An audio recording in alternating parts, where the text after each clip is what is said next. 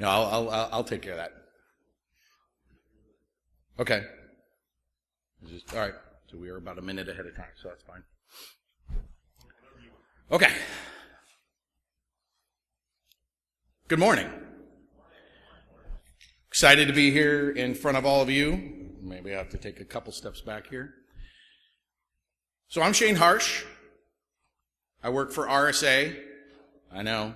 Got a lot going through your mind on that statement. I've been at RSA for 4 years. Honestly, it's probably the best corporation I've ever worked for, and that includes the U.S. Army, which is one of my dear favorite organizations, honestly. And I'm here also as a SANS mentor, so I know a lot of you are working on developing your security career, so I encourage you after the talk out in the hall. I'll actually be in the RSA booth for a few hours after this.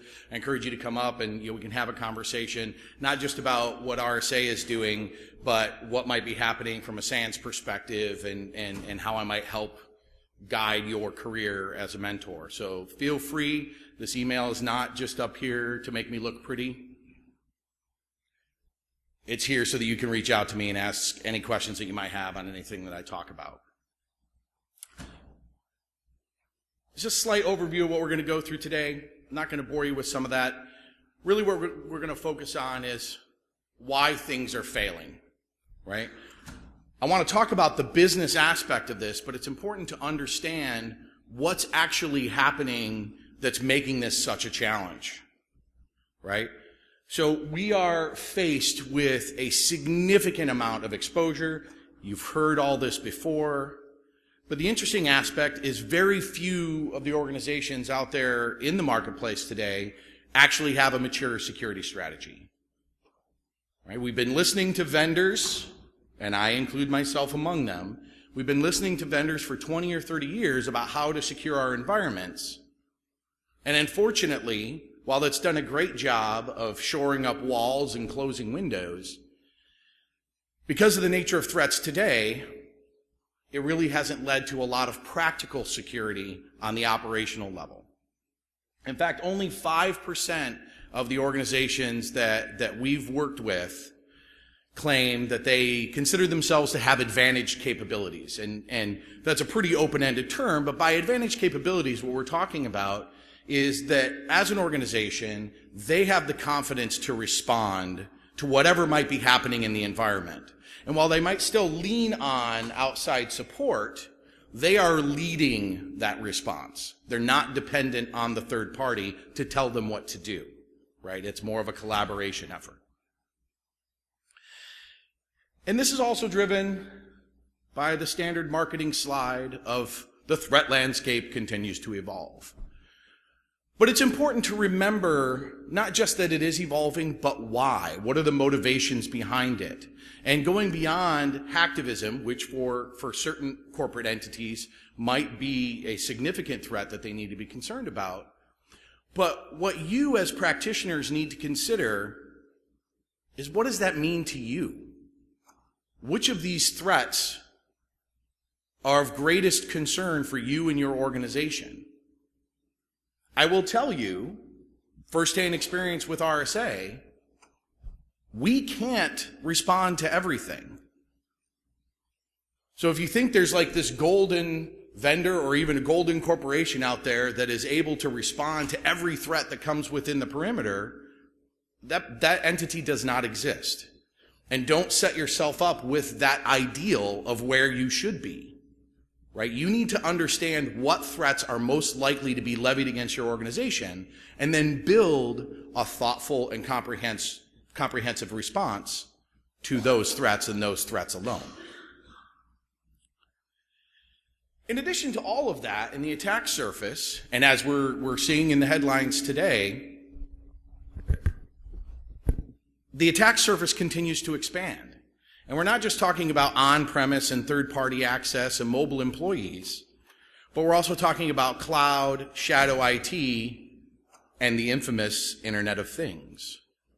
Right? We just saw a massive DDoS perpetrated using the Internet of Things. So this is becoming a very real situation. And when you think about, well, I'm a manufacturer. We make washing machines or we make refrigerators. Well, what's the trend there? All of them are going online, right? Just in my Facebook feed the other day, I saw a posting from someone at Lowe's, a brand new Samsung refrigerator with the full screen on the front, and it had complete Pornhub content, right? So you're building this capability into these machines that you're considering appliances, and they're not.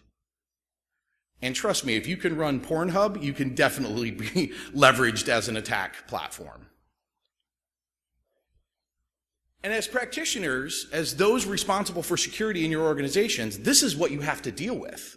Everybody and their brother and their sister are bringing mobile devices in the organization. They're demanding to use their own laptops because the corporation is only going to buy them a $300 Lenovo, right? And that's just not enough. So how do you manage through that? And this is the shift that we're seeing. We experienced it firsthand at RSA. And we know that everyone in the marketplace is dealing with it. We've spent 20 to 30 years focusing on prevention, a little bit of monitoring, generally focused on logs, and very limited response capabilities because by and large, with a focus on log-based alerts, there weren't a lot of true responses to be had. Because think about where those logs are coming from. Those logs are coming from your standard set of security controls. So if your IPS sees something, well, you have a play for that, right? You've got a signature that gets triggered. It triggers an alert. You've decided that that alert is important. So you're going to go and do X, Y, and Z in response to it. That's not an incident response, right? That's security administration.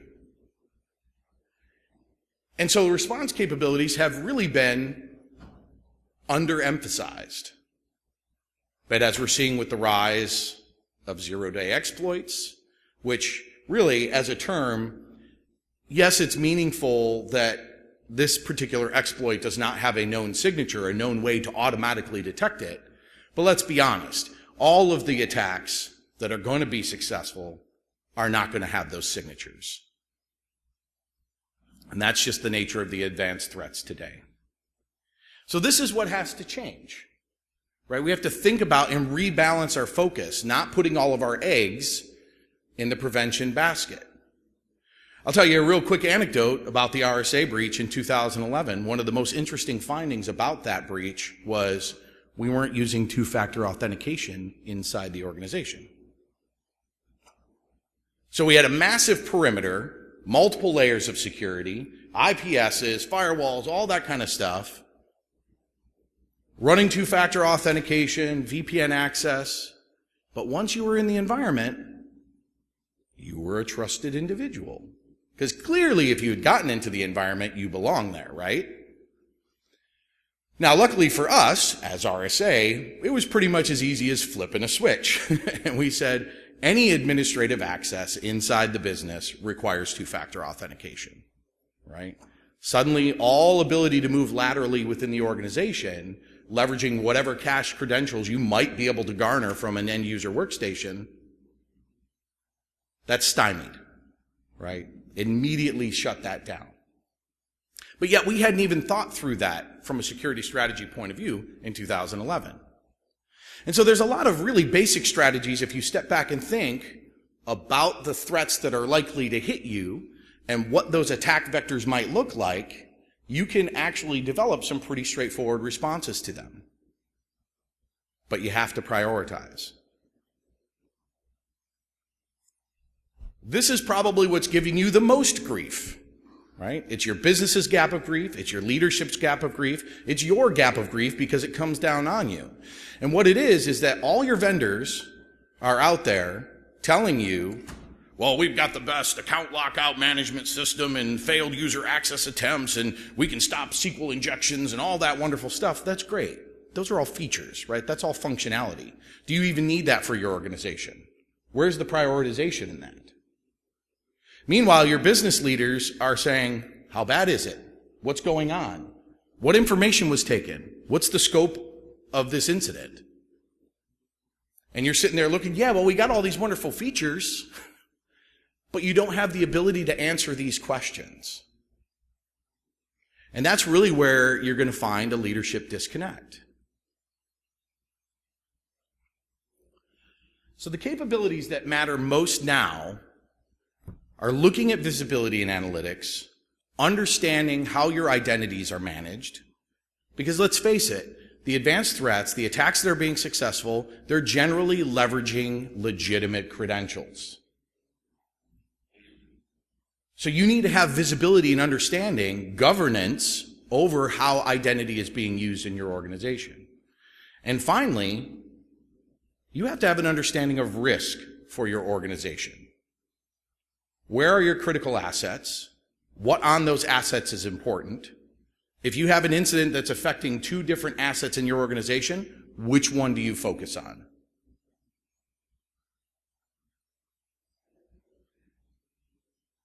I would wager that very few organizations in this room have a 20-plus person follow-the-sun 24/7 incident response team that complements their security operations center. So your ability to respond to everything is negated. You have to be able to prioritize and focus, and your business risk is what is going to drive that. It's very easy to walk up to a vendor that's got a particular technology, whether it's endpoint protection or perimeter protection or what have you, and say, yeah, man, these are great features. We don't have that. We're just running stock AV. We need all this advanced protection, automated blocking. It's not long before that's still insufficient. And the reason is what we call the attacker white space. And the attacker white space will have to exist. It necessarily has to exist, otherwise you can't do any work. So at first there were hacks that were occurring, and we said, okay, great, we got all these controls. Let's take all these alerts and let's integrate them into a SIM so we can see what's happening. But if you think about that for a minute, we got these hacks, they're triggering alerts. If you've actually implemented IPS, well, shouldn't it be blocking automatically? Right, so what are these alerts actually telling you? They're telling you what is attacking your environment, but in general, there's no incident response that's required for it. And if there is, it's typically scripted, right? It's a clearly known signature with clear remediation path. That is an administrative function. There's no rocket science there. The alert fires, you send it to the server admin, the network admin, the endpoint admin, whatever, and you fix it. Now that remediation may take time, it may take testing, but you know how to do it. The successful attacks are occurring in this white space, beyond the scope of those controls. And complete visibility into that white space, every process that's happening there, that's the only way to deal with the threats that are successful. You need to understand what's happening in process, you need to understand what's happening in memory on the endpoints, and you need to understand what's happening at the network level. And while east-west NetFlow is fine for understanding how someone is moving through your environment, you need to be able to reconstruct that session. You need to understand what the payload was when it came into the organization. So if you're doing capture on north-south traffic, and then it moves in the organization with east-west through NetFlow, you can follow its path until it reaches the endpoint, and then on the endpoint you can see what's happening in process and memory and disk and what's actually happening in your environment. And this is where your expertise is needed. Because while all vendors, RSA included, are working on making that a fully automated response, it's not there yet. There's too much nuance to understanding the impact of these particular types of attacks. And it would be very easy, and anyone who's tried to implement even IPS with a known signature-based platform knows automated blocking is extremely risky. When we look at how we've structured our organization from an IPS perspective, we use IPS and we use it in active blocking because that's what the technology was intended for, but we've also limited and narrowed it to a very limited set of use cases around specific critical assets. We're not doing full IPS on ingress egress. There's just too much traffic. But when we know what should be happening to our critical assets, absolutely. Let's eliminate all the known signatures so that anything else that gets past that IPS, now when we're looking and analyzing that packet data or what's happening on the endpoint, we know that there is no signature for what we're looking for, right? And that that packet stream has already been vetted by all of our controls.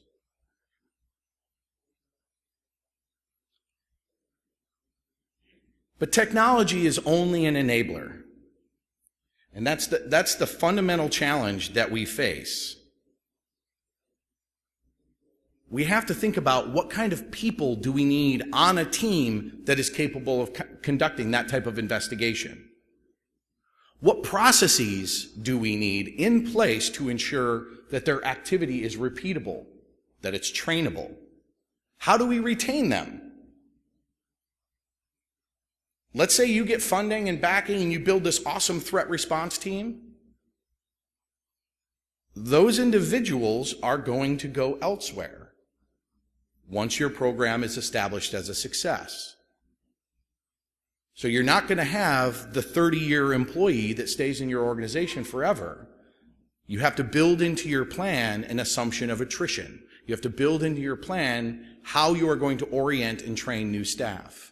It's not as simple as coming up, defining roles and saying, here are my processes. And everyone goes, great, yep, this is humming along. I've been here 6 months. I'm now going to take this whole plan and go somewhere else and make more money. So how do we build a career path? Because we can't always rely on information technology experts, networking experts coming into your threat response organization and building out your team. There's going to come a time when the entire pool of interns that's floating out in the vendor hall, you're going to need to tap into them and help them grow. And as we all know, the real foundation of security analysis is pattern recognition, puzzle solving, putting things together, being able to approach a problem in a logical fashion. It's not necessarily an amount of technical expertise. You can teach someone the structure of a packet.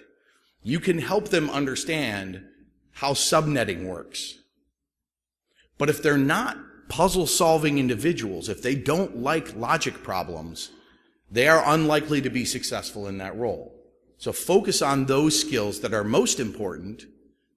And providing someone with a networking background or teaching them Windows Server administration or Linux operations, that's easy. Right? That's a skill. But having an understanding of puzzle solving is really the foundation of where you start. Then you need to ask yourself, how is this different than what we're already doing? And the importance of that question is to really understand the scope of impact to your business. Because if this type of activity is completely opposite or completely unique to what's already happening in your business, that's why it's challenging. It's not challenging because you don't have the right technology. It's challenging because your business hasn't done it before. It's a new thing. And adapting to new skill sets and new disciplines is very different for organizations.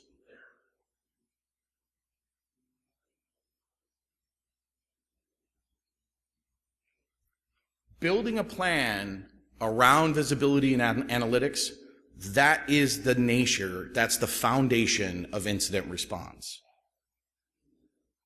So in today's reality,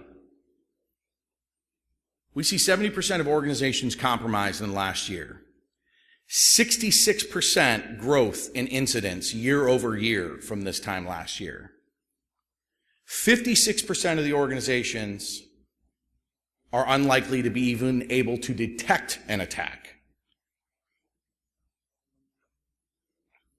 And as a result, 90% of them are dissatisfied with their incident response plan, if they even have one. Their incident response plan might consist of, I'm going to pick up the phone and call someone.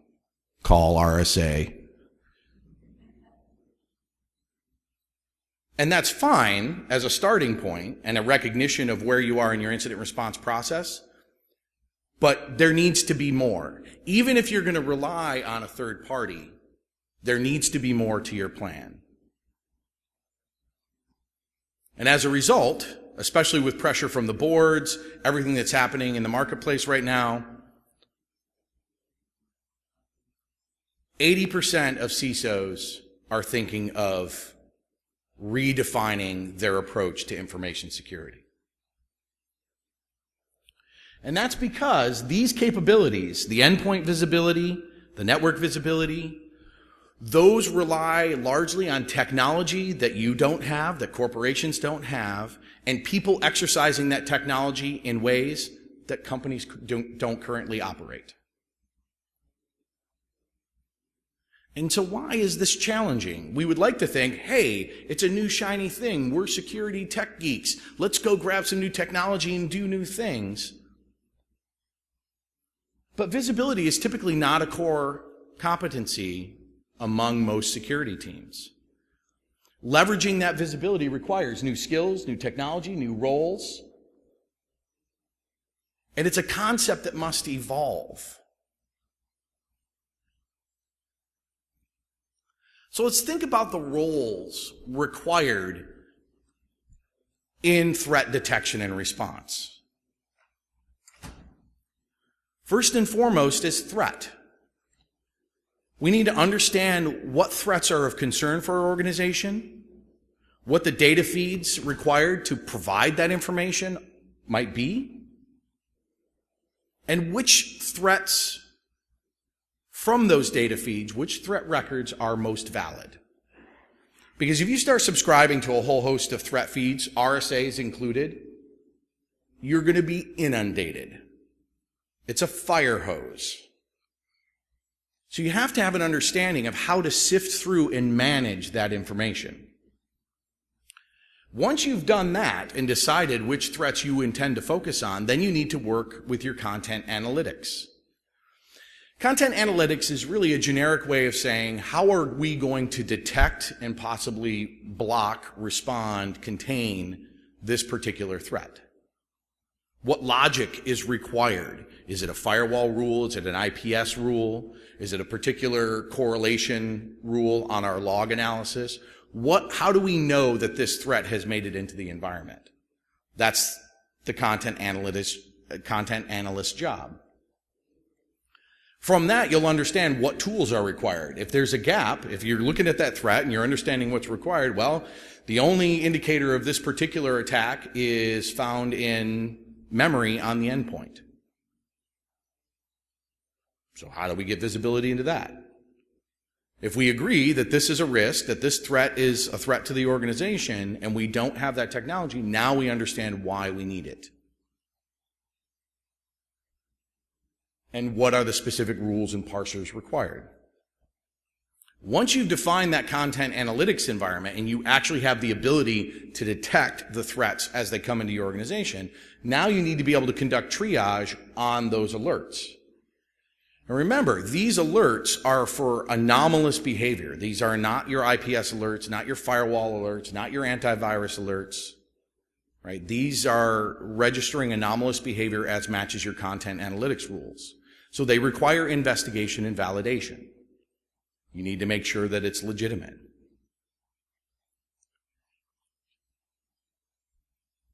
And because you've defined it at that level, you've also defined runbooks, right? You've defined your use cases, you've defined your incident response procedures, and your level 1 triage analysts should be able to run with those. In fact, your objective should be that 80% of the incidents that are detected are handled at the level 1 triage level.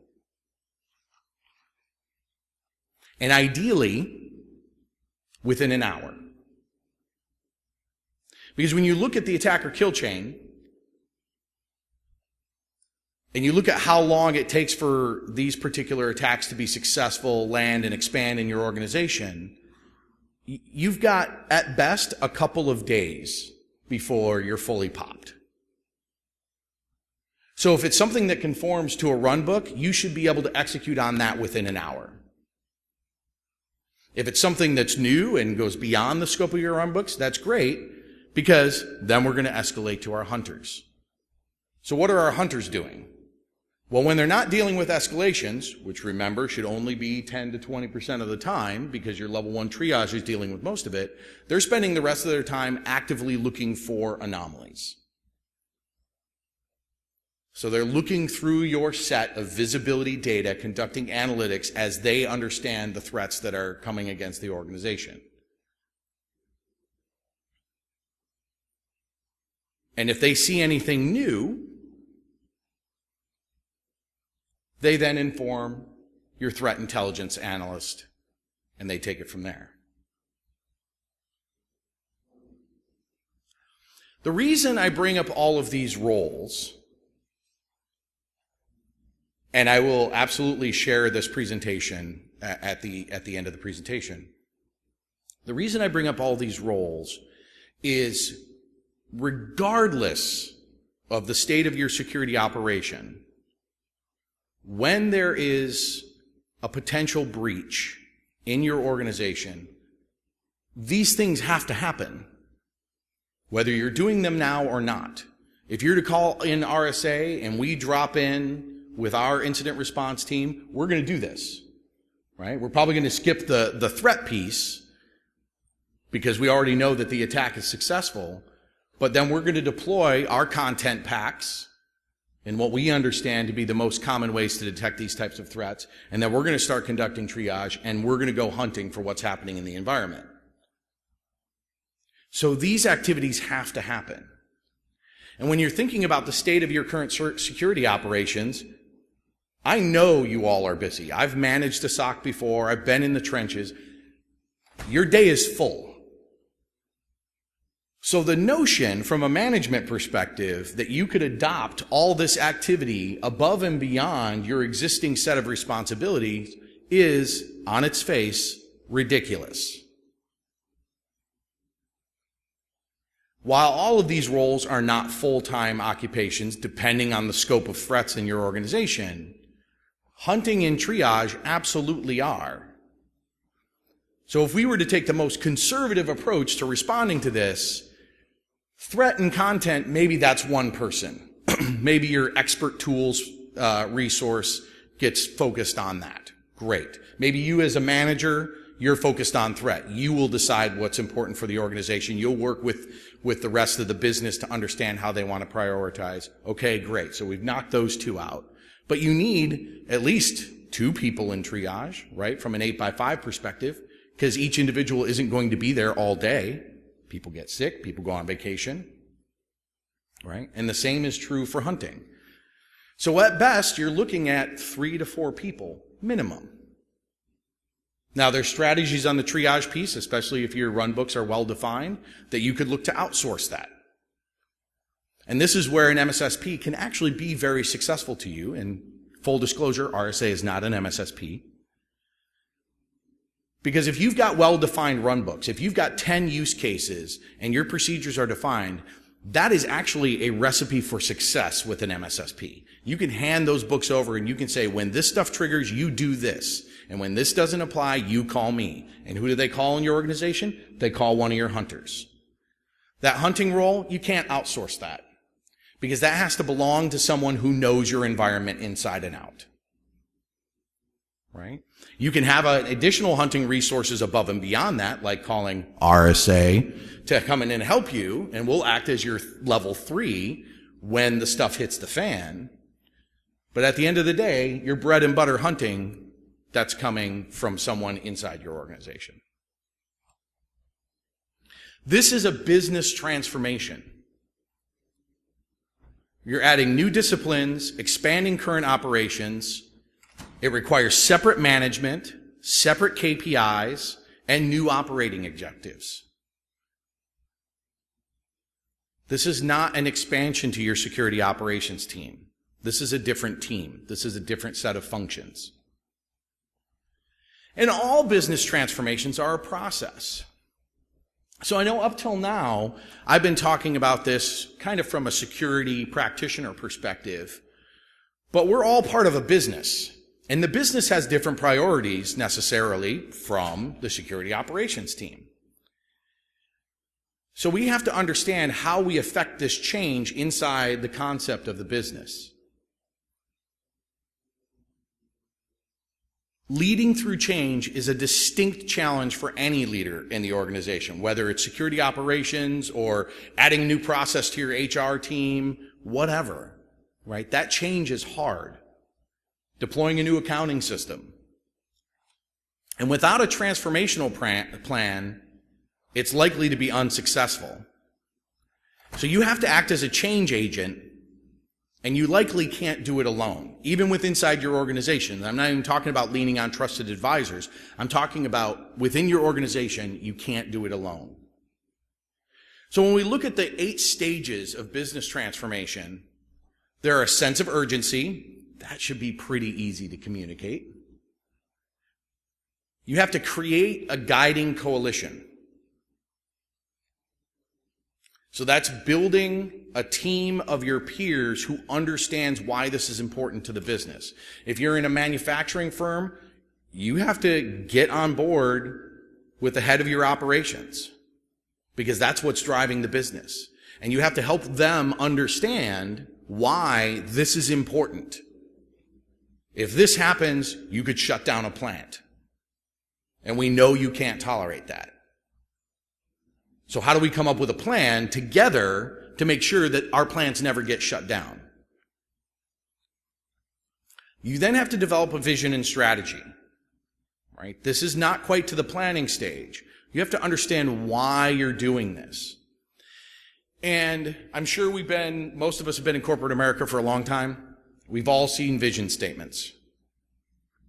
You need one. But it needs to be one that your team will know and can recite and will drive them in the absence of any other guidance. So I'll tell you right now that it can't be a paragraph long. You need to think of pretty much at most one sentence that is going to drive your team. Like in healthcare, the number one vision that we always hear is patient care. Right? When you think about any changes to a healthcare environment, first and foremost is patient care. What is the impact to patient care? So within your organization, you need to decide what your mantra is going to be. And that's going to help drive your team when you don't have any other guidance. Then you have to communicate that vision and get buy-in on it. Then you have to empower your employees to realize that vision. And this is where the vision statement needs to be easily consumable. If everybody gets on board with it, then they can drive to it. And they can drive to it on their own. You don't need to micromanage their success. You need to define a plan, sure, and everyone should be executing to that plan, but the plan is not going to be 100% comprehensive. Focus on short-term wins. As much as I would love everybody in this room to come up to me and say, Shane, we want RSA to come in and design a next-gen security operations center for our organization. And I'm going to say, that's fantastic. It's $1 million in services. It's $5 million in product. Let's get this going. I'll buy you a boat. Right? I would love to do that. In fact, my bosses would be very happy if I did that. But I will also tell you that that plan would fail. You'd still have a boat, but the plan's going to fail. Because that's a 36-month transformational plan, right? You can't just shoot right out of the gate. So you need to focus on what can you do to establish quick wins within your organization and demonstrate your value immediately, and then you build on that. And you go to the next quick win. You go to the next quick win. And suddenly, 12 to 18 months down the road, you'll realize that you have started to change the organization. And now you can then focus on phase 2. Now you've got more buy-in. You've got more success to demonstrate. So now you can put together a plan that you can pitch to management and say, all right, we've been good at this, but now we need to step up our game.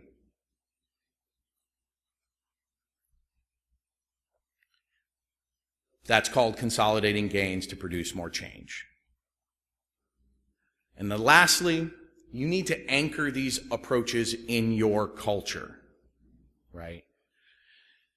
There's a lot of security fatigue out there, not just amongst our practitioners, but within the organizations themselves, right? This constant security, security, security, security. And then there's this change and these restrictions and this new endpoint agent and all this kind of stuff. And it gets old because they just want to do their job. They don't see why they have to attend security awareness training and that they could be phished and all that kind of stuff. Like, ha, ha, ha, I clicked on the link. Now I got your funny security, page. They're tired of that. So we have to think about how we can anchor that in the culture and make everybody part of that solution. And these just aren't mine. They're also not RSA's. This essentially comes out of Harvard Business Review. As a security leader, as a business leader, I can tell you that this is heavily studied when you're looking at change in organization. It's a short book. It's easily accessible pretty much in every airport bookstore. And what's awesome about how it's written is you don't have to read every chapter. These 8 stages, there's the book, right? Each chapter is devoted to that. It's got anecdotes around that. And what's amazing is that while these anecdotes were written in like the early 90s from some of the most expansive corporations in America, you will read them and they will be painful. You will read them as a third-party observer and you will just be slack-jawed in how could this possibly have happened in an organization like GE or Ford, right? And that's because this is a real process. This is a real thing. And all these are descriptors to how you might be successful in changing that organization. Avoid complacency. Build that powerful guiding coalition. Get people on your side. Do not underestimate the power of vision. If you've been at an organization that has had a great vision statement just for its business operations, you'll understand what that means because it drives through everything that you do. When you're presented with an obstacle, figure out how to shatter it, not just go around it. That obstacle never needs to be in your face again. Focus on short-term wins. That's your traction. That's how you're going to demonstrate value immediately. Define your criteria for victory. And while your vision might be to shoot for the moon, focus on getting a rocket off the launch pad safely. Then focus on getting a man into orbit. Then focus on getting that man out of the capsule and walking in space. Define the criteria for victory along the way. And those victory celebrations will help you anchor that in the corporate culture. So what do? This is a lot to take in, right? This is a challenge. Collaborate, identify a trusted partner, start small, think big. Focus on what matters. Understand your objectives. Vendors will lead with the promise of technology. RSA will not, but vendors will. Your vision, your people, and your plan define the technology you need. When I get engaged with an organization at RSA, the first words out of my mouth are, what are we trying to achieve here? The Advanced Cyber Defense Team and Incident Response Practice at RSA doesn't care about what technology you use. Our focus is on producing results with the tools that you have. Sure, we can make recommendations. Sure, our incident response team has their set of preferred tools. But at the end of the day, it's about what objectives are you trying to achieve. Quick wins feed the engine. And ultimately, we're driving towards security operation sustainment. So thinking about your roles, skill development, education and training, tabletop exercises, escalation. That's what we need to understand. and this is a mode of operation. When we think about everything required for comprehensive threat detection and response, we can actually pick out and prioritize on the most essential functions. And then from there, we can back off even further and say, what are our quick wins to even start to build towards these?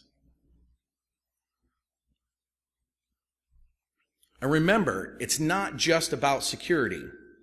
It's about meeting business expectations. It's about risk alignment, understanding the policy requirements, compliance requirements, all of those elements, and having a firm grasp on threat intelligence. It's so easy to say, well, clearly we need some better tools. We need better endpoint protection. We've got to get full packet capture because that's what RSA says we need. Yeah, that's true, but what are you going to do with it? Right? If you started capturing every packet that flows through your environment, what are you looking for? And if you don't know what you're looking for, honestly, you might end up putting that full packet capture system in the wrong place in your environment. You might scope it to capture all of your ingress and egress traffic, and you're capturing terabytes of data a day, but it's really not adding any value because we haven't put it in the right place. So when we think about the 5 stages of incident response, preparation, detection, analysis, containment, eradication, and recovery, there are specific steps that we can take to engage on that. And this is where we can start to build that iterative plan, start to build for the future. And really our focus from threat detection and response is on these 2 pieces. So when you think about it right there are 7 elements that you need to focus on. And absent all the other work that you might do to get the business to buy in and things like that, you can focus on, very programmatically, how you're addressing these 7 points. And that will begin to help shape your idea if you want to just start somewhere in the middle of nowhere, right? This is comprehensive. NIST 861R2 will provide you guidance. I'm sure there's a lot of trusted advisors out there for you that will provide you guidance. And this is one of the most important things that I want to leave you with, is thinking about collaboration and separation of duties. Your threat response team is focused on preparation, detection, and analysis. They're going to call the play.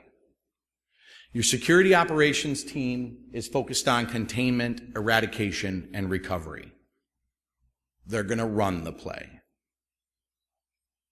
You cannot detect if you are busy containing. And if you think about the threat response plan that you want to build, at the top of that, you're making the assumption that your triage analysts, your hunters, they're going to be focused on detecting and analyzing what's happening to the environment. So if you ask them to participate in the dog pile of security containment, well, suddenly they're not looking at their screen. They don't know what's happening in the environment because they're distracted by trying to contain this. It's a team effort. And you already have that team, right? You already have a security operations team. People to manage the firewalls, people to manage the desktops, people to manage the servers. What you need when you're building that guiding coalition is to have the conversation around, okay, when we add this functionality, we're going to come up with a remediation path, and we'll communicate that to the Security Operations Center. That's our KPI. That's how we get measured. How quickly did we identify a way to remediation? But then it's on the security operations team to then actually contain, eradicate, and recover. We can't be responsible for that, because we have more threats to detect. Thank you very much. I think we have some time for questions. We got about 5-10 minutes for questions. So please, any questions you might have? Otherwise, there's my contact information. Feel free to reach out. I got business cards, and if you want to leave your business card, I can also